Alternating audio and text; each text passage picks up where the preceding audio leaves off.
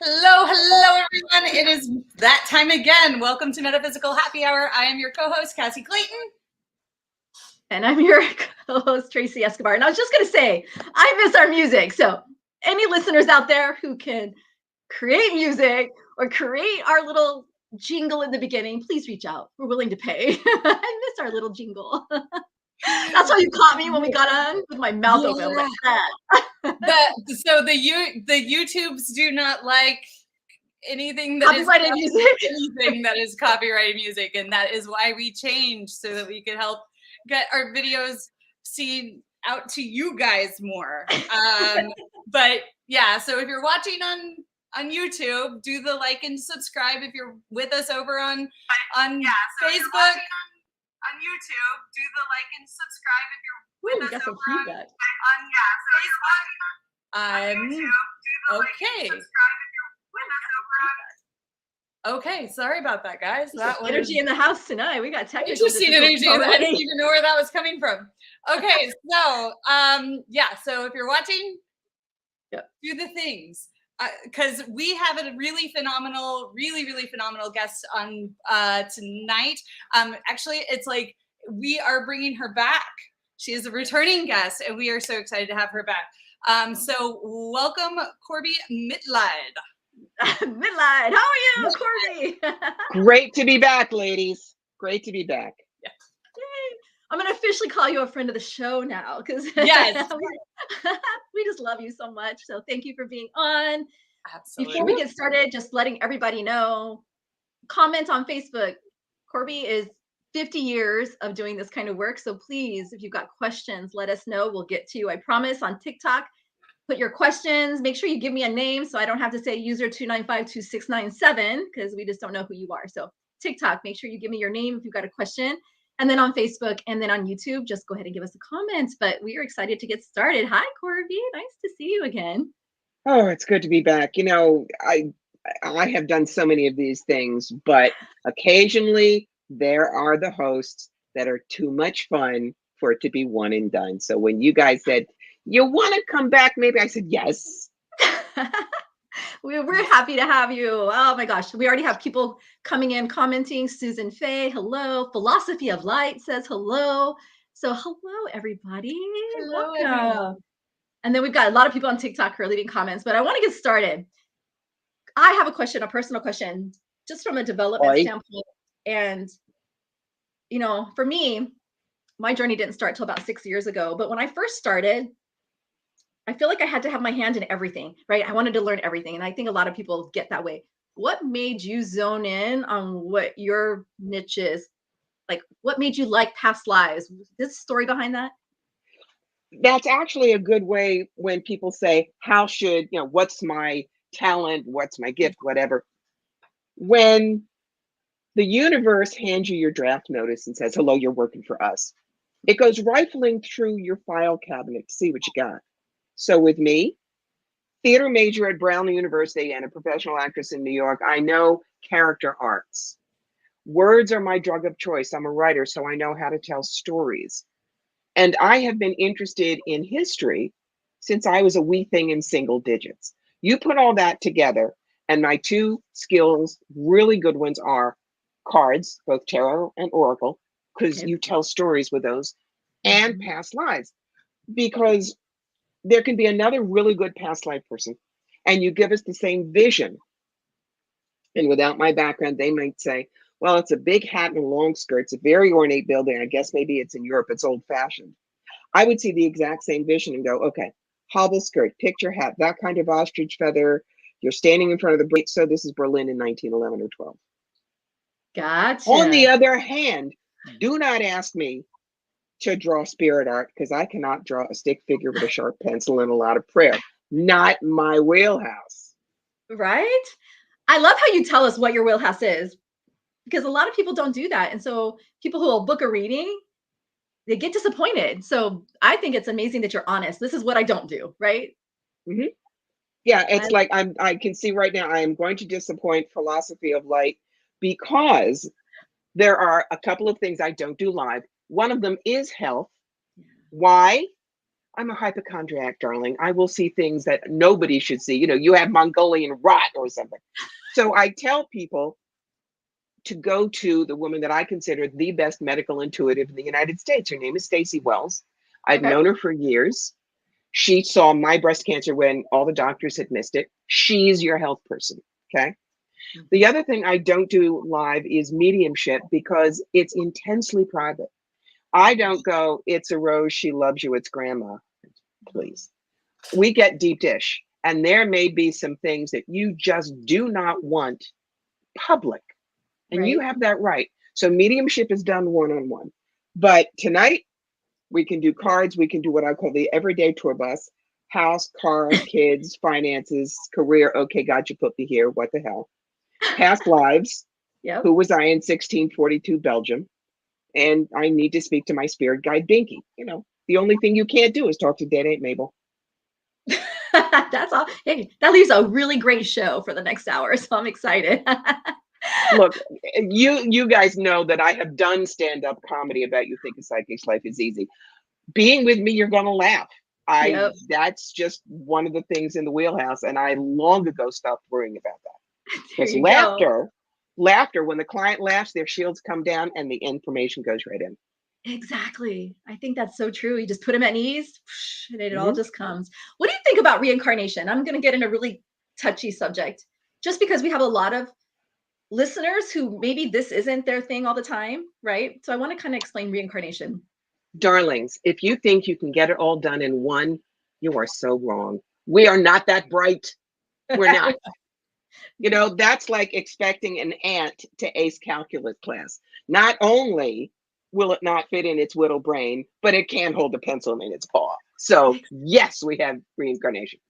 But, there are a lot of one and done reincarnation. The Bible says, and both of them are right. Let me explain. We have pre-birth plans. We come in, we want to learn certain things. The 5 kinds of karma we come in with, notice I'm not saying bad or good. Unbalanced energy, healing, service, contrast, and healing of beliefs.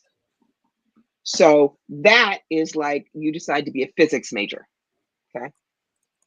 Free will is like deciding, well, I'll take just a bunch of gut courses or I'll do double major plus lab.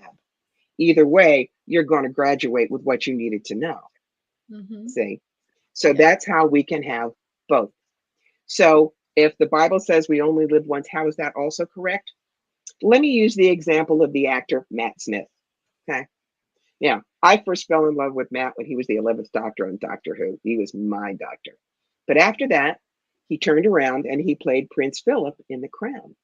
And after that, he went and he's in the new Game of Thrones prequel. Okay. House of Dragons or something. Those are like incarnations. Matt is the soul. The soul comes down and plays these parts. And the part costume gets hung up in the closet when the part is done, but the soul remains. That's why the Bible saying you only live once is right, and reincarnation is right. It's both. It's both. Very interesting. You mentioned free will, so I have a question about that. People come to us psychics wanting to know the future. I choose to say I'm not a fortune teller or a future reader, but how can psychics do that when there's free will involved? It gets really convoluted and confusing to people. I don't tell them what to do. I tell them, here are your opportunities and how to grab them. Here's the tough stuff. Here's how to get through it or around it. Here's your toolbox. Go rock and roll. We hand you the toolbox. We are not the repairman. For instance, the big question I always get 95% of the time, does Bruce love me? Right. So I pull 5 cards. Bitsy, Bruce, the relationship, what she needs to know, and best possible outcome at this time. If she still goes, I don't know what to do, I pull the 3 threes. 3 cards for status quo. She just hangs in there. 3 cards for the come to Jesus meeting, and they do serious counseling. She draws a line in the sand. And 3 cards for hustle. Bye-bye, it's been nice. I'll send you postcards. She leaves. But then my mouth gets zipped. I mean, the leave thing could be like the Beetlejuice sign. But if she says, I guess I'll just hang in there, that's her free will. The only time I cross that line is when she tells me that she's been battered or otherwise abused. Then The turban comes off, the reverend collar goes on, and it's pastoral counseling. And I counseled her how to leave safely because her life's in danger. Yeah, I think that's a great question. What other things do people come to psychics for? I know love. What else? Yes, a lot of career stuff. Okay. Which, since I used to be an executive recruiter, I love career questions. You do. They come relationships in the family. Am I going to have kids? Finances. I want to take a trip. How's it going to go? Yeah. Now, the one thing I will not answer for them is what's my purpose? And the reason I won't say what's my purpose is because I haven't lived your life, gone through your challenges, met your people. Our purpose is what we want to tell God we got to do while we got down here. For instance, my sentence of passion, which is what I call it, is cross the bridge from fear to fearlessness and fly. When I can take somebody from point E to point D and they thought they couldn't make it, I am living my bliss. I've shown them how to do that, how to cross that bridge. Yeah. So, but no psychic would look at me and say that because they haven't been through cancer 3 times. They haven't been through 2 divorces, poverty, rape. They don't know my background. I've lived my sentence of passion, which is why it's so strong. So I can help people craft it. I have a sentence of passion consultation. You come to me, you are going to get 2 pages of what look like totally disjointed questions for homework. For but homework? Once you went, yes. But and when I do that, people say, "Oh, I'll knock this out in 20 minutes." They come to me the day of the reading and say, "Oh my God, it took me 4 days." I said, "I know, it was supposed to." But then you see what your patterns are, and you realize what you're here to do. But you do it, not me. That's why you own it. That's why it means something to you. Yeah. Big difference. Nice. I love that. Can you believe someone's at my door? Hi, door. I'm going to ask you the next question. I'm going to let you roll with it so I can go handle the door. All Go. right. Talk about your book. Clean out your life closet. Okay. Actually, there are 3 books, but we'll start with the one she talked about. And that is this: Clean Out Your Life Closet. Clarity, adaptability, simplicity, and making friends with stress. Yes, it's a self-help book, but not like the old ones. Okay. Right. Women in the audience will understand. My very first self-help book when I was 13, 1968, I still remember the first paragraph. Judy has a groovy wardrobe. She has fab hair and her makeup is far out. But nobody likes Judy because Judy's fat. Right there in one paragraph, a 13-year-old is told, you are utterly worthless unless other people think you look good. That's why we've all been damaged by these things. So this book is totally different. Each chapter, here's some of the dumb things I did, maybe a client story, and then some suggestions. But at the end of each chapter, you've got what I call the adventure pages.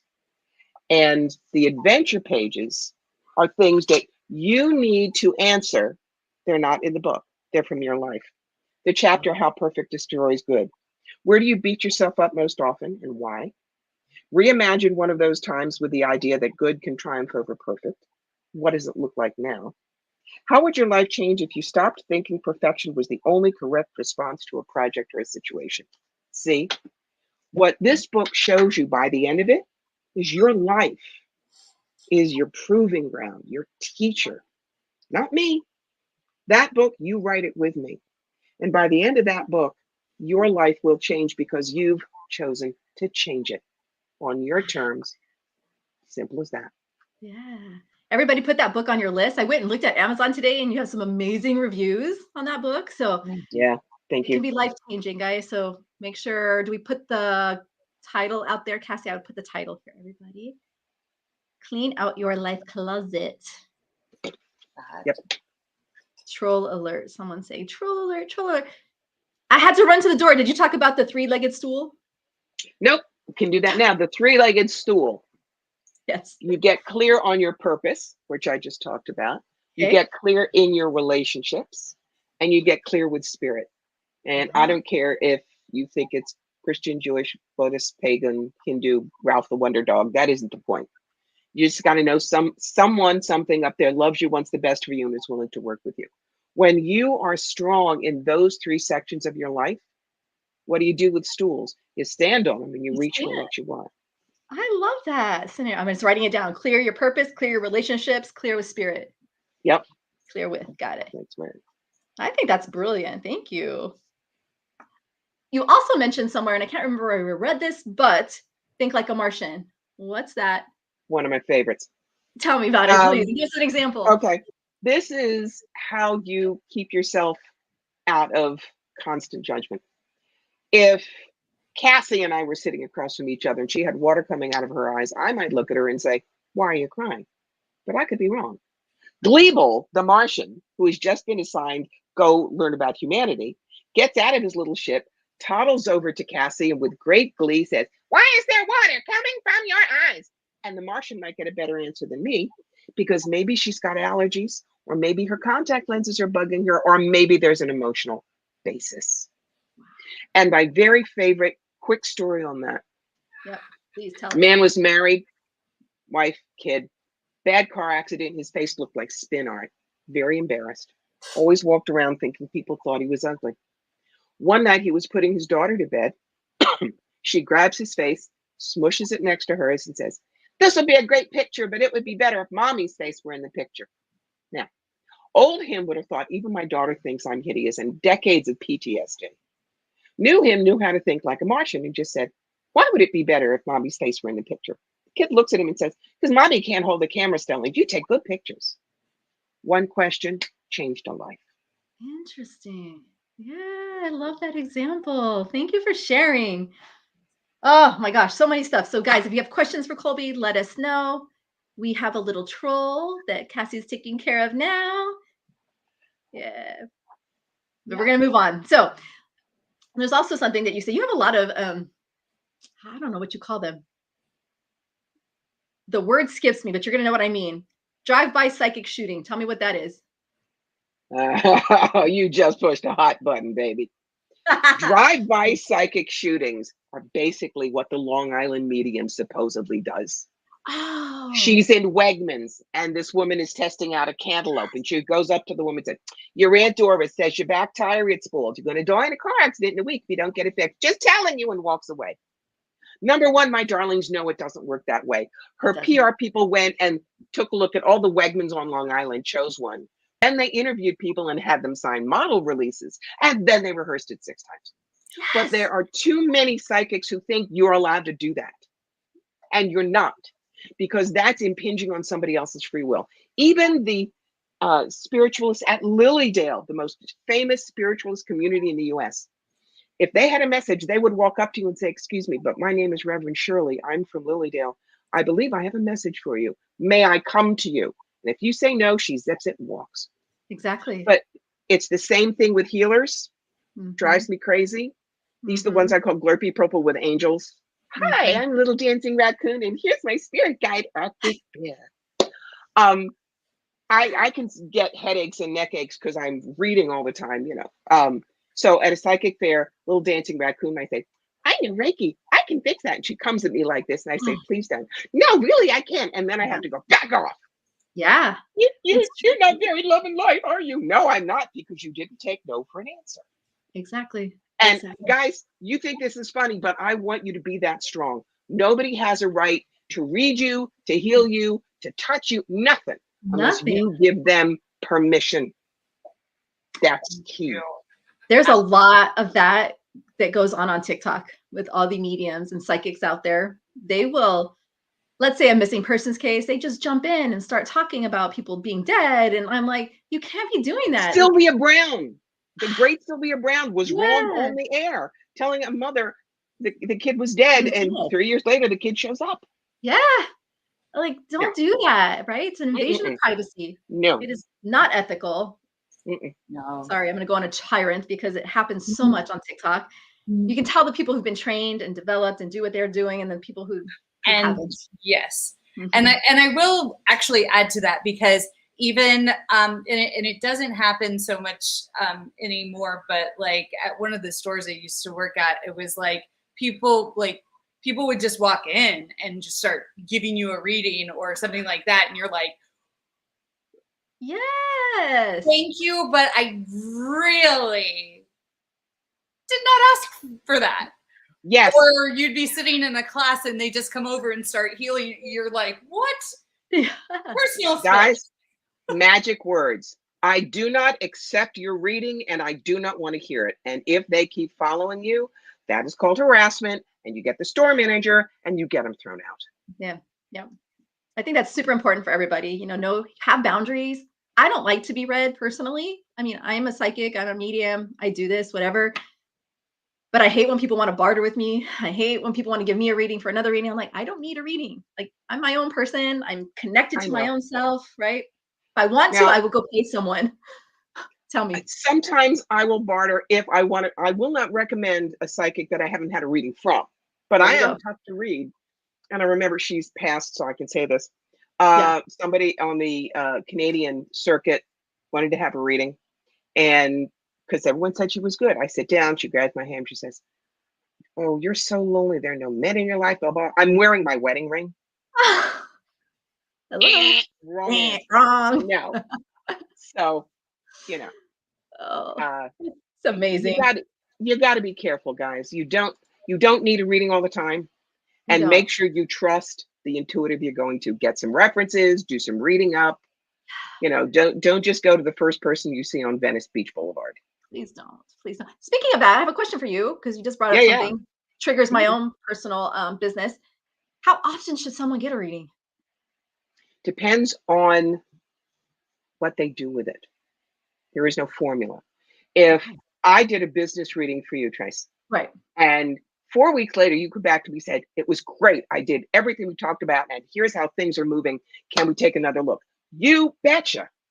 Okay. But if you come back to me once a year with the very same questions and I say the same things, by year 3, I'm like a good bartender and I cut you off. You're wasting my time and your money.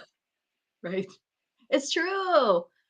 I have some clients who want to see me every month, and I'm like, not much changes. I don't know what to tell you every single 30 Mhm. days. So I was wondering what other people, how you handle that kind of thing.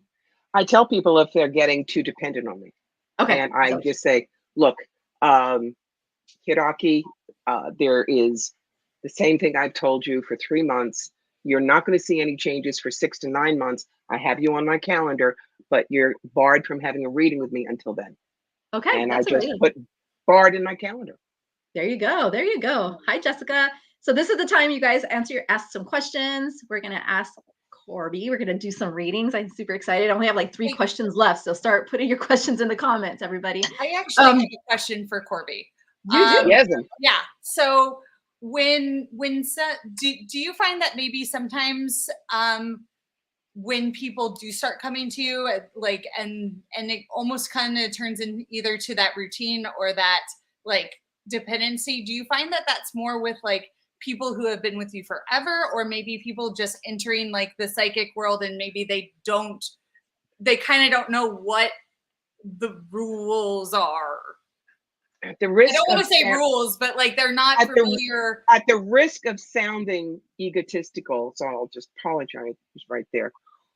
The people who come back to me are the ones that have had a reading and then they compare them to somebody else. Mhm. And now That happens a there lot. is, yeah, there's one woman I've been reading for 20 years. I started reading when her kid was a little 4-year-old schnutzling. The kid is now, I think, in her junior year at Penn State. Okay. She knows when to have a reading with me, when I would tell her no. She has brought me people from her business. Okay. I've done parties for her because she trusts me. But when you really trust your psychic, the psychic should have given you enough self-value, self-worth, and self-understanding that you find you don't need to see them as often. And people say, well, aren't they supposed to come back to you? And I tell you, if you have one reading with me in your life and that does the change that you need, perfect. It's all right. It's all right. Yeah. So fascinating. So fascinating. What is, since we're on the subject, the warning signs of a bad psychic? Let's see, bad psychics. Well, they tell you that you're house or your money or your jewelry is cursed. And so you have to give them your stock portfolio or the deed to your house or your family jewelry so they can put it on their altar and bless it. Guys, I don't care if you know and love me and trust me. Do you know who my cleaning lady is? Do you know the people who are coming to dinner next week? You don't. Trust me, we can bless it from a distance. Yep. Number two, the psychic tells you that somehow you are related to them or there's a past life and so you owe them, etc., etc. Dear friend of mine that's passed, she went to a group reading. She must have had the word sucker imprinted right there because the reader went, Sharon, today is your lucky day. Do you know why? When I was high priest of Ramses II, you were the novice that had me killed, and today we can clear your karma. Oh, honey, if that doesn't set your alarm bells off, you're hopeless. You're toast. The psychic tells you that however you believe is wrong. I'm sorry. Your own personal beliefs are your beliefs, and nobody has a right to tell you yes or no. Or the psychic makes moves on you if you're coming off a bad relationship. Look, you wouldn't sleep with your priest, and you wouldn't sleep with your doctor, and you wouldn't sleep with your shrink. So why the heck would you sleep with your psychic? Exactly. You fall in love with your psychic, great, go have lots of little indigo children, but find somebody else to read you. Exactly. I'm with you.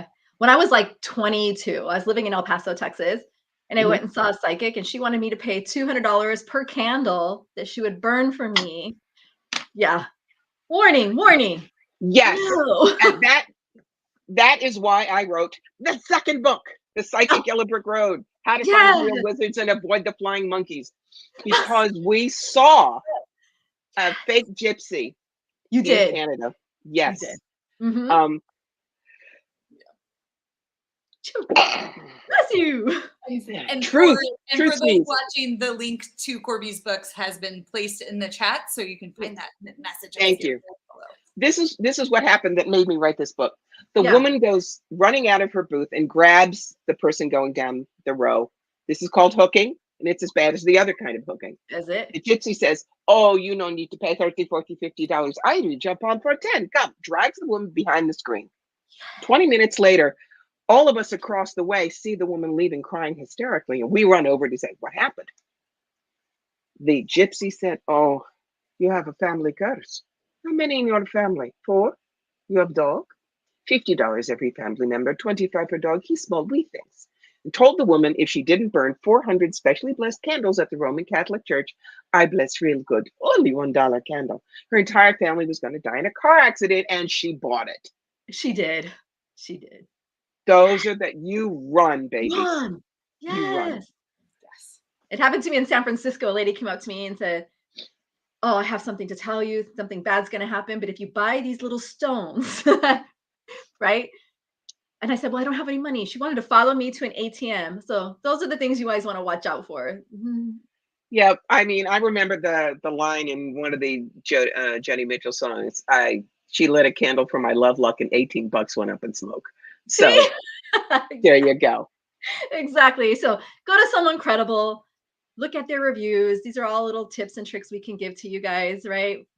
Look for reviews. One other question, we're almost time to start doing readings, but I'm just like, so I had a comment today on my Facebook page about runes, and it just made me think runes are just another divination tool. What do you think about Ouija boards? Because a lot of people come to us about that. What's your take on a Ouija board? I'm putting on my glasses and I'm looking at you over them. Does that tell you?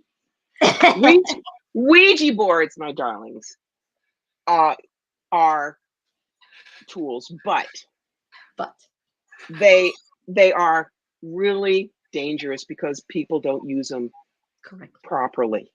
Okay. I usually say when I'm lecturing, who here has used a Ouija board? And the hands go up, and I do this, and I said, look, using a Ouija board when you don't know how to ground center and shield is like opening your door and yelling free beer. You don't know who's out there, but they heard you and they're coming. I've had to deal with 2 hysterical teenagers who the first time they grabbed the planchette and said, who's there? No protection, no nothing. What was spelled backwards very quickly was, I have an axe and I'm here to kill you. That's not their Uncle Danny. No. And for everybody who says, because there's always one, but it's in the toy department, it can't really be. I say, okay, who here has a kid or a grandkid under 10? And a bunch of hands go up. I say, you. What's the kid's name? Josh. How old is Joshy? 8. Okay. Joshy comes to you and says, Grandma, I got all these on my report card. You said I could have a new toy. Let's go. And he drags you to the toy department and he points you at a box that says, My First Chainsaw. It's in the toy department. You're going to let him play with him by himself? I don't think so. Yes. So warning. Don't play with things you don't know about. Yes, please. And somewhere here it is. This is the book that I recommend. This is how I learned to do what I do. Opening to Channel, How to Connect with Your Guides by Sanaya Roman and Dwayne Packer. It will teach you how to keep yourself protected. It's a great book. It's been around for 30 years. Trust it. Trust it. All right. Everybody got that? Well, we're at the half hour mark, so we can actually start doing some readings now. So everybody get your cards ready. Are you ready? She's like putting her sleeves up and everything. You betcha, baby. Let's rock and roll. This is the funnest part of the show. This is. So Cassie, I'm going to let you just pick people from random on the chat. Okay. And I'm going to give instructions to TikTok people. Okay. Corbie, what's your instructions? You need a name and a question? Okay. If you want a past life, which I can do, I need an obsession or a phobia or a place you either love or hate that makes no sense. I'm Scots-Irish. Why do I have this thing about Peru? Because that'll get me into the Akashic very, very fast. Okay. Otherwise, any practical questions for Tarot and Oracle? Yes, I can speak to your spirit guide, but that's kind of lazy. What does my spirit guide want? Now, come on, guys, you could do better than this. Yeah, exactly. So, all right. So I'm going to let Cassie go first, and I'm going to look on TikTok for some. Sure. So we've got Philosophy of Light that had been asking a question early in the show. And so she is she just opened channel. Yeah, she knows the book. Yes, great. And Philosophy of Light, yes. When you say love, okay? Oh yeah, she said love earlier. Yeah. Okay. Got one or want one? 2 different spreads. Okay.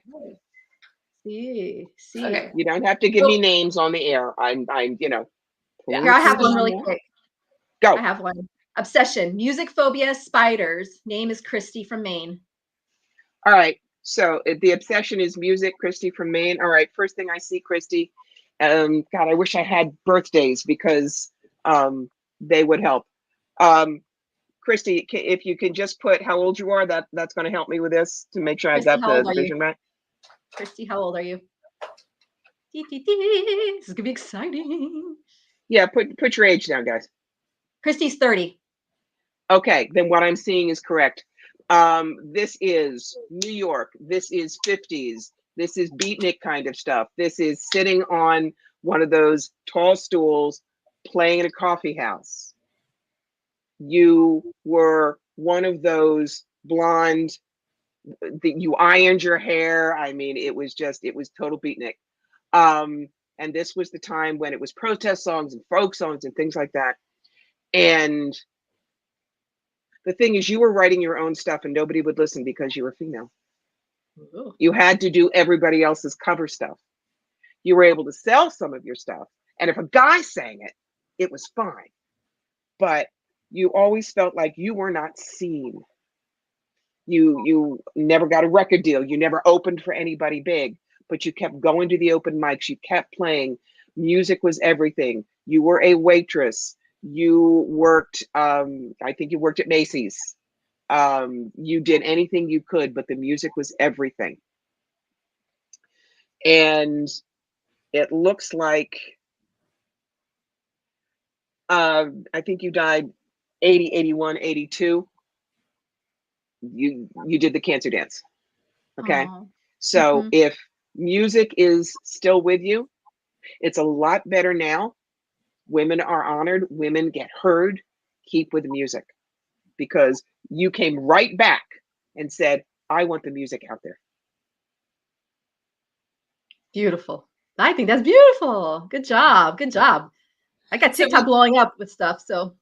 Okay. So I've got Subi. Oh, Subi. Yeah. And she says, past life, fear of heights. Yes, but you didn't fall, Sue. Oh, you didn't fall. good. The fear of heights. This is 1929. Your husband lost virtually everything in the crash.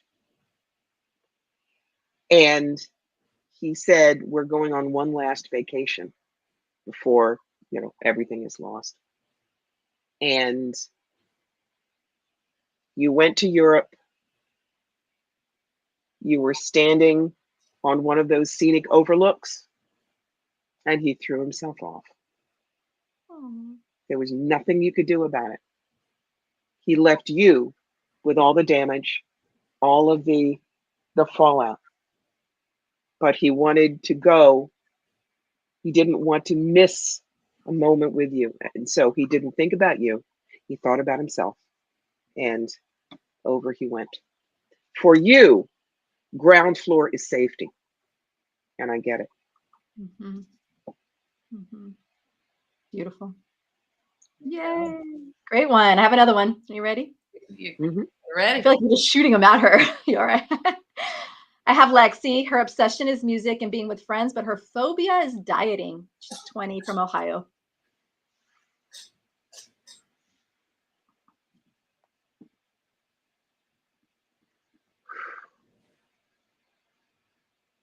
Okay. This is World War II. This is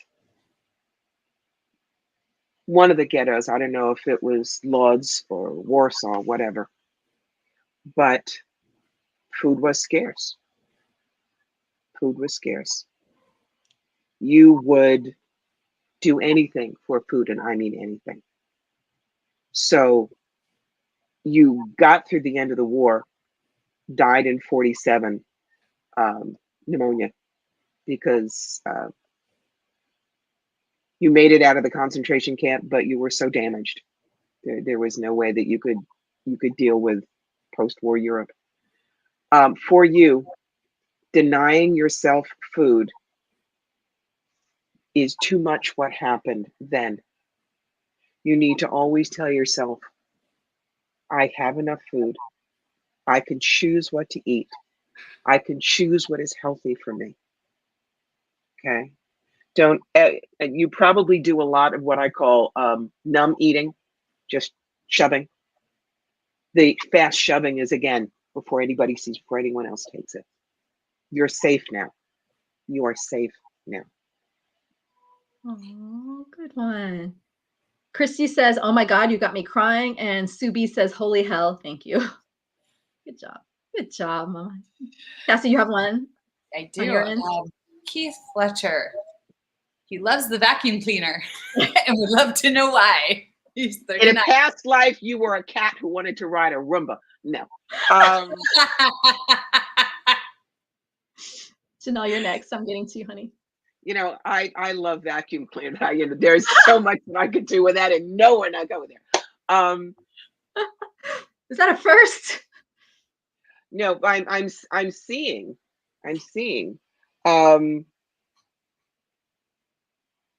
What I'm sensing for this is South in the 40s, and you were a woman who poor, but did anything for the family, including cleaning. And so apparently one of the families you worked for got one of the newfangled vacuum cleaners and bought you one. And it was the most expensive thing in your house. You guys did not own a car. But they said, you do such a good job. Maybe you'd like to do it for other people too. So by giving you that vacuum cleaner, they were opening you up to make a real living. So for you, the vacuum cleaner is freedom. It's responsibility. It's professionalism. There is just a sense of, you got it in your hand, you can go anywhere. But you're not a cat with a Roomba. What can I tell you? But See, this is the way a lot of people, like John Edwards, he can pull down the mediumship. I can pull these past lives. I just blank out my mind, and the picture starts rolling like a movie. That's And crazy. it is not. I mean, I've had people come to me and say, "I must have been Anne Boleyn because I can't wear a turtleneck." No, darling. Yes, some people have been famous, but the lives I get are pretty much normal. Normal I've stuff. gotten, I think, 3 famous people in my entire life for people. Really? Yeah. Mhm. So interesting. I have Janelle from TikTok. Her obsession is organizing and her phobia is snakes. She's 45. I don't blame you, Beth. Phobia. You didn't hear us talking in the beginning, honey. I am a herpetophobe. I cannot look at a picture of a snake. But the organizing, Yeah. okay. I'm seeing the picture.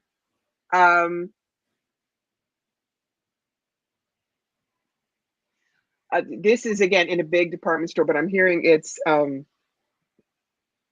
Dillard's, Neiman Marcus, something like that. It's one that I'm not familiar with. So I don't know where they are. But how old is she? 45. Okay. Then this would go. This is 66, 67, 68. Yardley, super new lip polish, slicker, all of that stuff. You were one of the people who not only showed the makeup at the stores, but you put it on you. You got to put it on. Your mother had been very, very strict with you when you were at home. No makeup, no fancy, nothing. And here you were. You could, and there were just, you would see the beautiful colors and you just rainbow them and all the boxes, and you could put your hand on anything and make magic. So for you, organization means everything is at your fingertips to make magic, whether it is organizing the spices in your drawer, whether it's organizing your socks, whether it's organizing the cat food cans by flavor. I don't care. Organization for you is like a scientist. I know, here's all of my equipment, here's all the stuff. I'm ready to make magic. And the sheer joy that I'm getting from you in that life is delicious. So keep organizing. You have a talent for it. Probably have some Virgo in your chart. Wow. There you go. Love that. I love it too. We've got philosophy of light. Philosophy of light. Says past life, I am an ET angelic hybrid or wandering walk-in, getting my doctorate in trauma, anything for past life in that. Well, the thing is, PL, may I call you PL? When you're a walk-in, then is it the past life of the body and the original soul, or the soul now? Now, I've had experience with walk-ins, and what you are is what I call a half wing. And I have known half wings. If you see the magnificent movie Powder, that's a perfect example of what I call other. You know, I wrote for years for the graphic novel series ElfQuest, and some of the fans, you could tell they wanted to go home. They understood the world of Two Moons. They weren't quite here. And when someone like that comes to me, I tell them I want you to close your eyes, and I'm going to say 2 words. You must immediately tell me which one you resonate to. Human. Other. And when they're other, the eyes fly open and it's yes. If there's even a minute's hesitation, they're human. So what I would tell you, PL, is you have obviously come down, you're a foreign exchange student. That's how it works. The walk-in soul is someone who wants to help you do this higher level work. Okay. What I'm feeling from that higher soul, has it been human before? Yes, no, no. It's a first time in a human soul. I could not walk into the body of an accountant or an engineer because, you know, the batteries would go fry. But because you are a half wing, you have the ability to help them learn about what it is to be human. Okay. So past life for you almost doesn't matter. You are simply a soul, a higher self, who has agreed to work with these people. See, me, I'm human, 100%. But 100%. I am an ambassador. I can see someone and not be afraid of them, because most people are afraid of other. Right. Those of us who are human, if we can see other and value other, we're the ones that help them walk through. Beautiful. She says, yes, I've been told that. So I think she resonated with that. So that's amazing. I have Danielle from TikTok. Her obsessions are coffee, yoga, and wellness. And her phobia is snakes. Again, we have a lot of snakes. We're not talking snakes, because then I'm going to have nightmares. Yeah, so we're not going to do snakes, but we'll do the coffee, yoga, wellness. And it's because you're brilliant and perfect. Coffee, yoga, wellness. What is not to love? What are your normal obsessions? But seriously, coffee, yoga, and wellness. Okay, you're Hollywood in the 20s. It's not so much the coffee and the yoga as the wellness, but Hollywood in the 20s with the orange groves and that back then it was calisthenics and all of that stuff. Yeah. You were one of the would-be starlets. This is when people knew that, I think it was Lana Turner who was discovered at Schwab's drugstore or something, and everybody was hoping for that. So for you, the yoga, the wellness was a matter of looking bright and plump and rosy-cheeked and blonde, et cetera, et cetera, et cetera. When I see you, I see that you did modeling for advertisements. I don't know. I'm sure there were drive-ins, roller skate drive-ins, and I'm seeing you with, a tray and a big smiling orange on it and a little white hat. So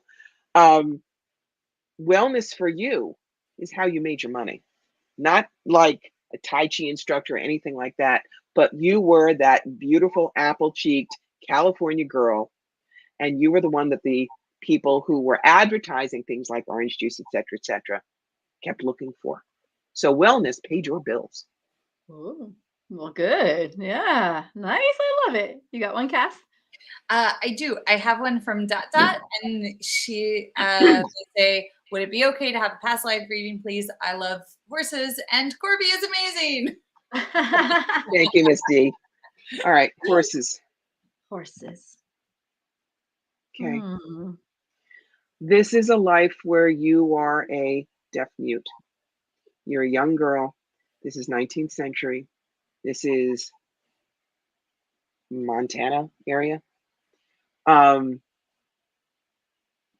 Horses were the only place you felt safe. Because you were a deaf mute, you were abused. Your family made you the drudge. You were badly handled by any strangers. But horses didn't ask anything of you. You could ride them away. They knew that you were another animal who needed comfort. And there was one particular time when, look, it's going to sound hard, but you were grabbed and this drunk wanted to rape you. But the horse that was yours reared up, kicked him away, crushed his skull. And rather than let them shoot that horse, because that's what they would have done, you took that horse and you ran. I think that you did end up with a First Nations tribe who adopted you, took you in. But you had a hard time with them too, in terms of trust. Horses are the beings that are your spirit animal, that you love, that you trust, and they return it to you. So that's why horses. Oh, that's beautiful. Yeah, I hope that resonated. ... I have Crystal from TikTok. Crystal, finally getting to you. She loves helping others, but she's very claustrophobic.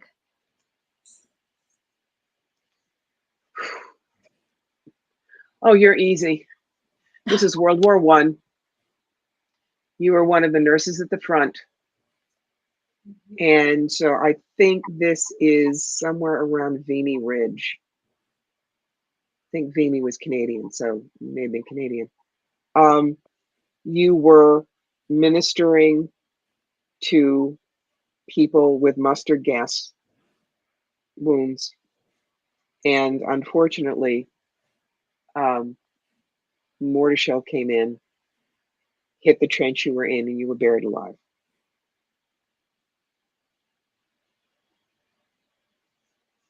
That's why. That's why.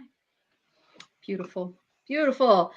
We had Mary Hess just comment, just to let you know, I am back to a focus on what you told me in the 90s, considering training to help people pass over as in the past. Mary, it's good to see you, and I'm thrilled that I made a difference for you. So much love. You. Thanks for the comment. Thanks for a comment. We also have Cindy Yeski. Could I have a past life? I feel something was left unfinished. We all have Too big, Cindy.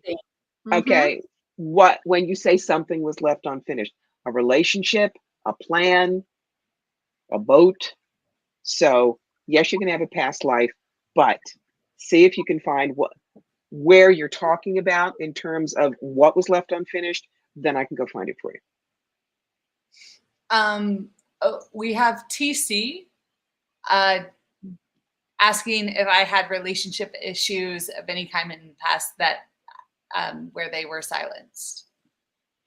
All right, Teresa. Yes, indeed, darling. Interracial relationship, 1930s Mississippi. Very, very, very dangerous. You were in love with a white teenager. You were a Black girl in town. And every time the two of you met, you took your lives into your hands. Eventually, he was sent off to the army because his parents got wind of what was going on. And you had to leave. You went up to Detroit, had relations up there. But this was a boy you never forgot and you never married because you were so in love with him. So that's where that's from. Wow, beautiful. Beautiful. Just want to let you know that Crystal on TikTok says I'm shaking. Thank you so much. And then Danielle, that's funny because I have a background in marketing, which sounds familiar. I also teach yoga part-time. So everyone's resonating and doing so well. That's awesome. You know, I love to hear that. Yeah. So when we get that, read them to me because that tells me that I'm on target for tonight. That you're on target. Yeah. And TC said, wow, thank you. So lots of good stuff here. Anybody else? I am done on the TikTok side. So Cassie, do you have any more?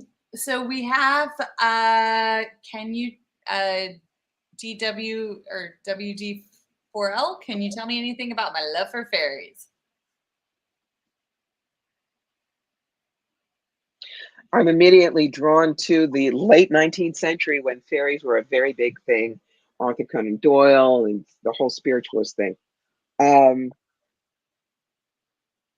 You were a youngster that saw them. You drew pictures of them. No one believed you. You were an artist, very pre-Raphaelite kind of thing. You drew pictures of fairies. You drew them in books. You drew them for people's children. You might have gotten really well known had you lived, but you died in the Spanish flu epidemic of 1919 when you were maybe 23, 24. So it was cut short. But you had, maybe still have, an artistic talent. And you can see a little bit beyond the normal spectrum. Start picking that up again. Pick up your pens, pick up your watercolors, start painting the fairies. They will still be there for you. Love it. Love it. Let us know if that resonated, WD4L. Kathy Stevenson, why being from Texas? When my cousin and I played Cowboys and Indians, I always insisted on being the Indian. Okay, what's her name? Kathy. Kathy Stevenson. Okay. There we go. Yeah, thank you.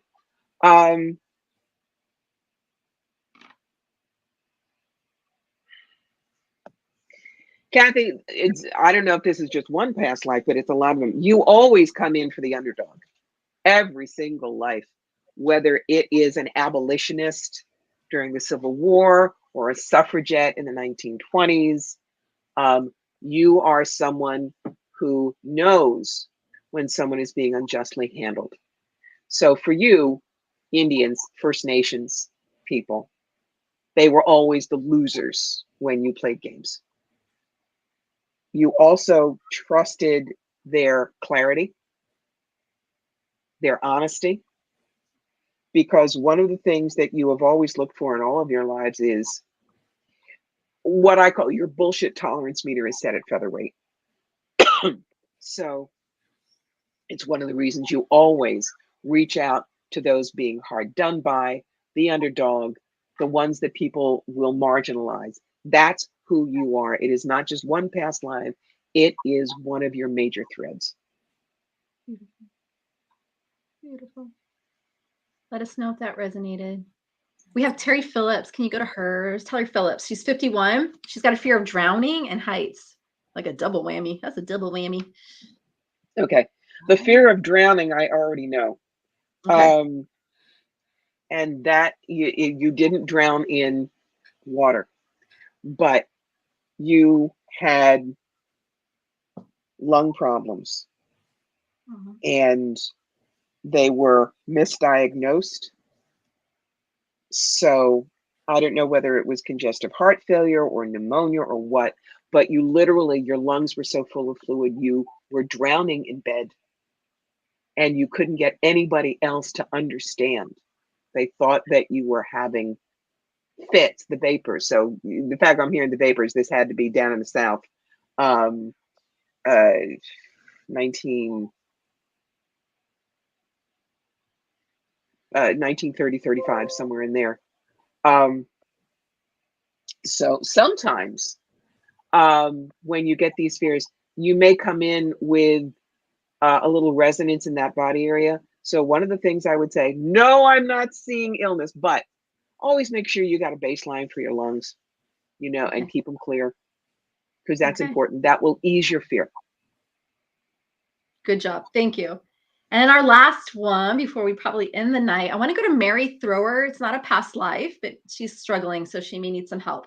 So Cassie, can you bring up Mary Thrower? She goes, I'm 41. I'm going through a breakup after 9 years, 7 months after losing my dad. My question is, will I find a new job and home and be okay financially? Starting all over is scary and I'm terrified of struggling. Okay, Mary, first thing I'm going to tell you, darling, is breathe. Okay. I'm looking to see who wants to help you. I have so many decks. I'm going to be pulling my fairies oracle for you. These are not your ootsy cutesy fairies. These guys march inside your head and rip up the floor tiles and give you homework.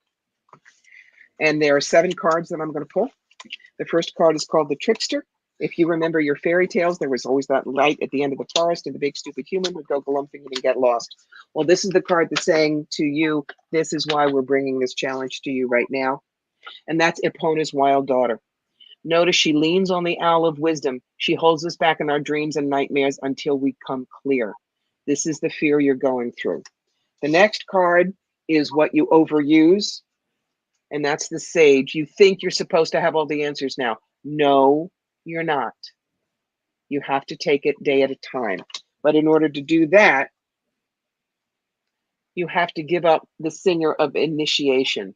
This is not necessarily going to be a new, big, awful part of your life. It is simply the continuation of where you are. So instead, Los Guna says, find what you've lost.